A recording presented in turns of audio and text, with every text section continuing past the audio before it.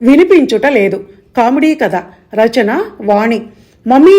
తన రూంలో నుంచి గట్టిగా కేక పెట్టాడు 10 ఏళ్ల బన్నీ.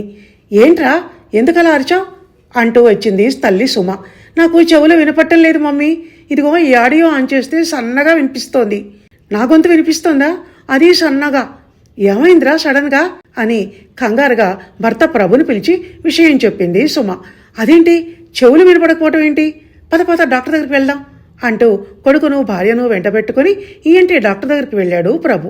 డాక్టరు బన్నీ చెవుల్లోకి టార్చ్ చేసి చూసి చిన్న పరికరంతో 2 చెవుల్లో నుంచి 2 దూది ఉండలు తీసి ట్రేలో పెట్టాడు. ఆశ్చర్యపోయారు సుమ, ప్రభు. బన్నీ నెత్తి కొట్టుకుంటూ చలిగాలి వీస్తోంది, అసలే జలుబు చేసింది అని రాత్రి చెవుల్లో దూది పెట్టుకుని పడుకొని మళ్ళీ తీయటం మర్చిపోయాను మమ్మీ, సారీ అన్నాడు. డాక్టరు చిరునవ్వు నవ్వితే సుమా, ప్రభు డాక్టర్ ఫీజు 700 గోవిందా అనుకున్నారు. ధన్యవాదాలు.